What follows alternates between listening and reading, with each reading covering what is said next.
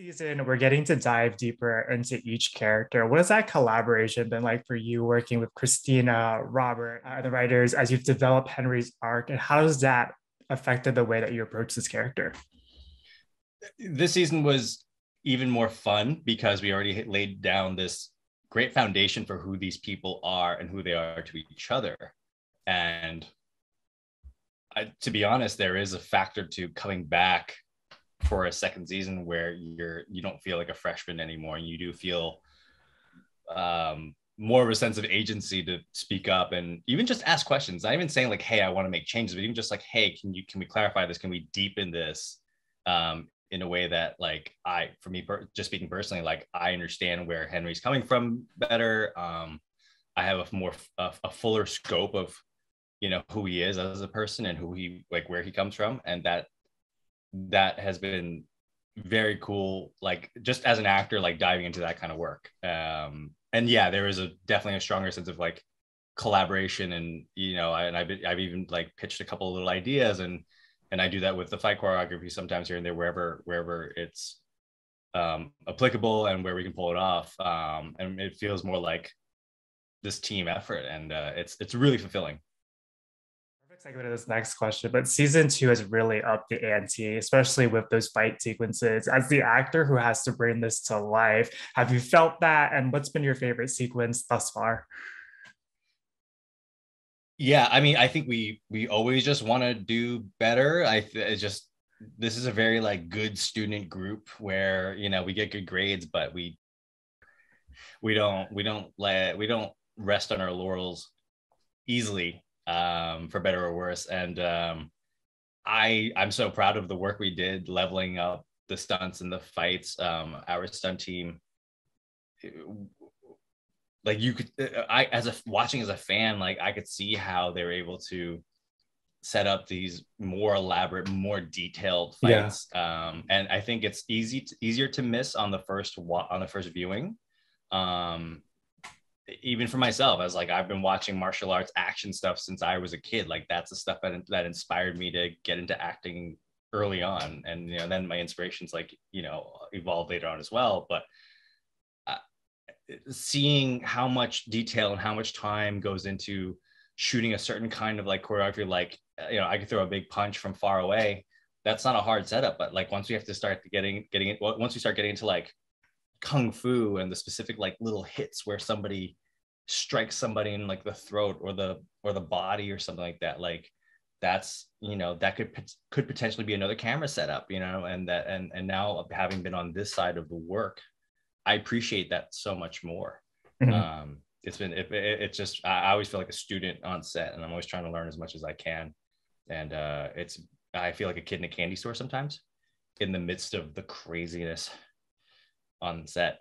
To answer your question, do I have a favorite fight sequence? Yes, I do. Episode 208, we did this library melee. I guess you could call it the rule of Chekhov's smoking library, where if you have your main characters hanging out, working, sitting in a library long enough, eventually, and doing dangerous things, eventually the danger is going to hit home. And fortunately, we were able to, make it work really well. Like Joe Menendez directed that episode, and he has such a great eye for movement and like dynamicism, and bringing that to the screen, and taking a lower budget, making it look like a really high budget. So yeah, like just being able to use the books and things like that, just seeing the books and bodies all over the ground that day, and the set was such a mess, and we had to keep resetting. Like it was nuts, but such a joy. Yeah, and it came off great on screen too. In season one, it's established that Henry has a really complicated past and family dynamic. And then in season two, we've seen that now manifest on screen with the introduction of his father. What has it been like getting to collaborate with Terry Chen as the two of you've brought this relationship to life? I love Terry, and I've said this to him before, and like it was kind of funny. I told him, I was like, hey man, like I don't mean to make you like feel old at all, but like I've been watching you since I was like young, and it's just it's cool to work with someone like that. He's such a pro. He's an actor's actor. He's so kind and just like an absolute like team player, and like those are the qualities that we value the most, especially in our workplace. Like we Mhm. pride ourselves in trying to be as healthy and positive of a work environment as possible, like from the cast to all the way through the crew. And just for Henry, going back to what I said about like fleshing out who this guy is and what makes him tick. I really enjoyed that work. Henry, we've seen pretty much 1-2 sides. Like he has like a couple of different modes that we usually see him in. He's in alert mode, like team, like mission mode, and then he's just Mhm. kind of his usual cool, calm, collected self usually. And I love being able to peel the layers back and show the what's riding underneath, and showing these feelings that he has towards his father with resentment and abandonment, and just that underlying anger, that hurt that just sits underneath. Yeah, speaking of that hurt, for you as an actor, how do you create the space for yourself to dive into those moments in particular? I had to kind of because I hadn't visited that kind of work in just in a minute, like acting career wise, I had to like dig up my old acting tools from acting school and things like that. Shout out to my teachers, Deb and David and Nancy and all them, who they gave me these tools like 10 years ago.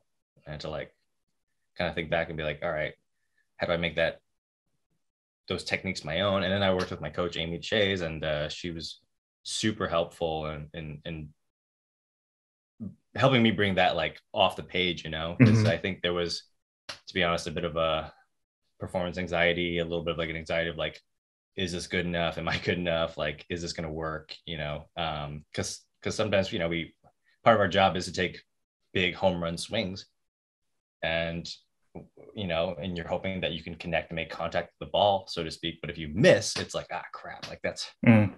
we all feel, and that's like I think that's like everybody's insecurity when it comes to performing at their jobs and stuff. But I think, just again speaking just for me, it's like I loved having that chance to grow just as an actor, and then it was just fun seeing that come together. And then like, it's one thing you have an anxiety where it's like, oh, I'm working and preparing this by myself, and then you get on set and you're like, oh, I get to play with somebody. I get to have Terry there, and I get to look into his eyes, and then he's got that like that deep, sexy, gravelly voice.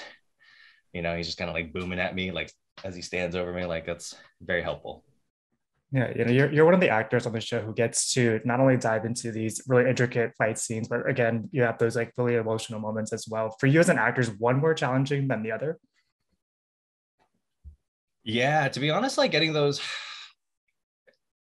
it's not that I can't get emotional. Like I sure can. I think it's just that it's like what tone, what kind of, Yeah. um, what part of the human experience are we conveying here, and also what am I more experienced in portraying and playing and whatnot. So I think it's just a matter of comfort and getting to do more work like that. Like I've always like wanted to sink my teeth into all kinds of tones and styles and like what have you about the human emotion. Like it's all, as an actor, it's all very juicy and delicious. Like it's fun, it's playtime.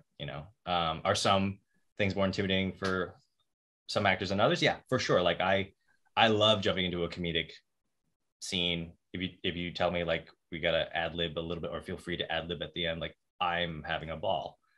But I have good actor friends who are so great at getting in touch with their emotional selves, and Mhm. they can hammer home the drama all day long, and then you tell them to do a funny scene where there's pacing and energy and timing, and then ad libbing and improv. They I have friends who just aren't quite as comfortable with that. So like everyone's a little bit different. You and the cast were recently at WonderCon for the first time since the series is premiered. You've been able to see the fans in person. What was that experience like for you?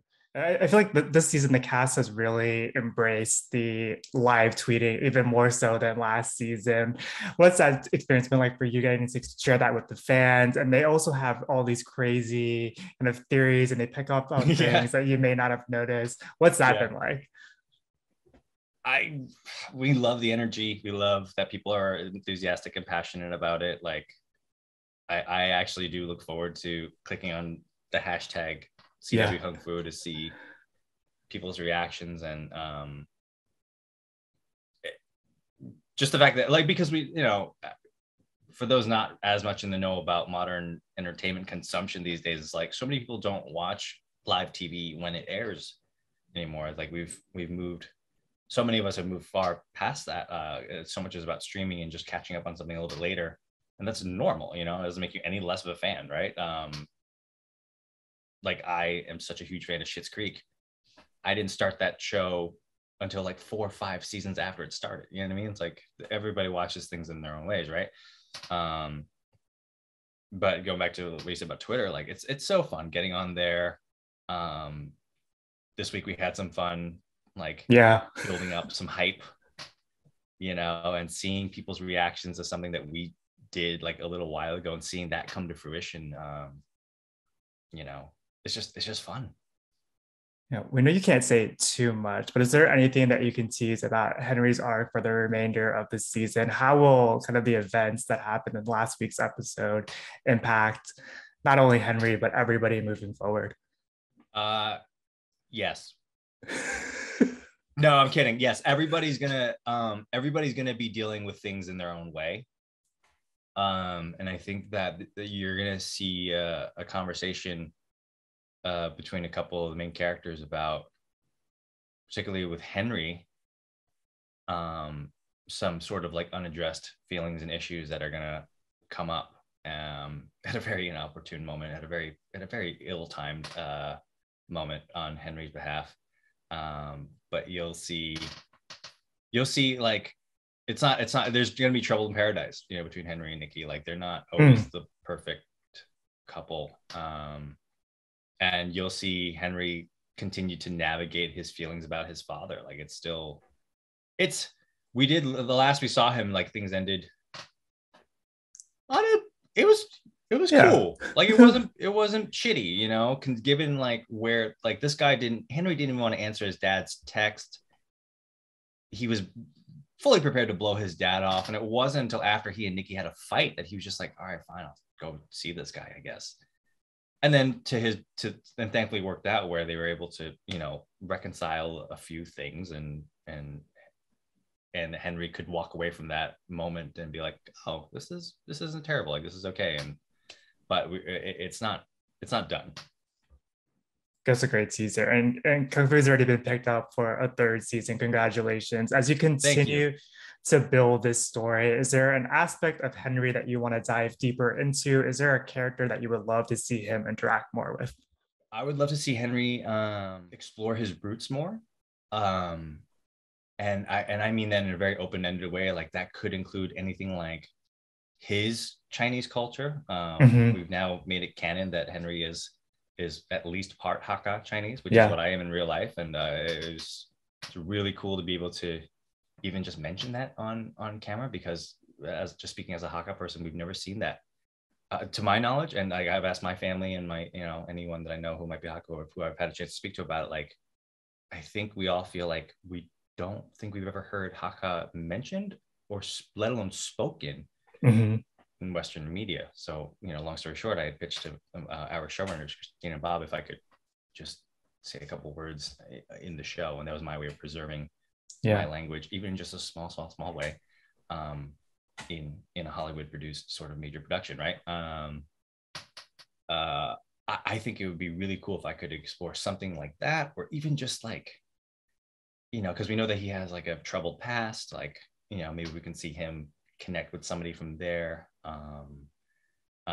His father has a network, a team of people that he works with, the Wanzai, who are like these like badass, like swashbuckling. They're kind of pirates. They're kind of these modern city dwelling pirates, like in a Robin Hood kind of sense. It's a very noble pursuit that they carry, right? And they just go about it in a sort of anti-hero shady kind of way, which is just fun to see. And so I'd love to see Henry either get mixed up with them and or clash and or just meet more of those characters. Yeah, great answer. You shared a beautiful tweet on social media about taking up the space that you deserve, igniting your own flame and those around you. How has this community shaped the artist that you are today? What advice would you give up and coming creatives who are trying to follow in similar footsteps? I had been living in LA for a few years before I really started meeting other members of the LA based Asian Yeah. acting entertainment community. Um, when I was a younger man, I had a lot of unresolved, not well fleshed out feelings about what it is to be Asian in this industry. And I carried a lot of resentment and I pushed things away. For example, I never wanted to do a stereotypical Asian accent. And I never practiced it, but I would get auditions, whether it was like for TV or film or like a commercial, where they would ask me to do it, just and not even in like an overtly racist way, but just like, this character's from Asia, he's gonna have an accent, right? And I just would have a hard time doing it. One, because for me technically it's difficult, and two, I just was kind of like, I don't, and it took me a long time to begin to unpack this stuff about how I struggled to be an Asian American kid growing up in Mm-hmm. really white suburban town in Long Island, New York. Um, I was just so afraid of being like found out to be different, and so I think I clung to this proximity to whiteness as a kid, and it made me not proud to be Chinese. And I wasn't like actively ashamed of it, but I think I was afraid of it being used against me. So there was a lot of Mm-hmm. that. So I looking back, I'm like, oh, I had a lot of those behaviors, and I'm letting go of that sort of thing now. And I was afraid to take up space, and I was afraid to even, occasionally I would feel like swallow pride and be like, yeah, this is what I am. This is the food that we eat. And like, but sometimes it didn't feel safe to share that and, be open about that with, certain kids, because kids back there, well, kids in general can not be nice, and can be exclusive at times, or just racist at times. And so growing up now, finding that community, especially here in LA, and they're it turns out they're everywhere. We're everywhere. And having that, like, that kismet, that feeling of like, oh, we get it, we understand each other, we've gone through the same experiences, very similar experiences, um, is both, it just lets you know you're not alone. Mm-hmm. You have people that will, like, strangers, like people who I don't know, who maybe I've just met them on like Twitter or something, and like they're happy for me, and like I'm happy for them. Yeah. And we root for each other from afar. Like that's such a beautiful thing. I never, when I was younger, I never dreamed, I never knew I could have something like that, um uh and then to this day, it's like we're still meeting more people, especially as Yeah. more Asians take up the arts, get into, every year I meet more, not just actors. I mean, the actors are easier to meet because that's just my section of the sector of the business. But then, like, I just went to like LA Asian Film Festival, and meeting like writers, producers, people who are Yeah. executive assistants, and like these are the new generations who are gonna shape the industry as we go forward, and that's what we need more of. It's so easy to be like, oh, we need more actors in front of, like, we need more, you know Asian actors, we need more people of color in front of the camera. Yes, all that's true, and also we need these people behind the camera in the executive rooms, making the decisions and keeping the gates open. That's the most important thing. I heard somebody say this. I have to repeat what somebody else said, that which is that all the things that you're afraid of about yourself, the things that you're like insecure about, those will become your superpower. And I also believe that, like, in an industry, in a capitalistic society, in a super capitalistic business where everybody's trying to create the next big thing to make a lot of money and be successful, whether it gets the most amount of views or makes the highest box office money, everyone's trying to either, some people, some entities are more risk averse than others. Like, I mean, there's a lot of heat behind rebooting and sequeling and making a sequel 30 years after the first trilogy came out to something. That's fine. Like, that's not good or bad. It's just what is, right? Um, and then sometimes we see less people trying to take on original ideas and writing original stories. And so my point being, like, in an industry that is often trying to duplicate and replicate a thing that's already successful and big, like, I believe that's really important upon us to dare to be ourselves and the best unique version of ourselves. You know, like there was a time when, you know, when Zoe Deschanel like started hitting it big with her show and on New Girl and like her movies and stuff, like the next year for in audition rooms, you know, there were so many breakdowns for young women wearing big frame glasses, bangs, dressed in kind of nerdy, like a hipster version of like a school teacher, like that sort of thing. Like that was big. And then like you saw it happen with Aquafina when she, you know, smashed, like she was killing it, right? And that the Crazy Rich Asians Ocean's 8 year, so many breakdowns were for a quirky, funny type of Asian girl. And the thing is, like, just because one person is successful as that doesn't mean we all have to be like that. I think it's great to observe what's working and what's successful. What's a great model of success throughout the industry, whether you're a writer, whether you're an actor, all that stuff, right? See what works for them. See maybe what you can learn from that for yourself, and then just set aside, just discard what doesn't work for you. It's actually a Bruce Lee principle. Take what works for you and discard the rest that's not useful to you, right? I think I would say that. Also, work really hard at the craft. Whatever your craft is, like really take it seriously. Be in class, work with great mentors and coaches who really help you grow. Find a community of other artists at the similar level, or maybe just slightly higher, who you can learn from. And, you know, like if you're a young actor starting, like once you've gone to class and all that stuff, and now you're like starting an audition, like find a community of great self-tape buddies whom you can rely on to help you lay down a really great competitive audition tape, right? Those are just one of many, many examples. And but the point is just do it. Get in there and do it.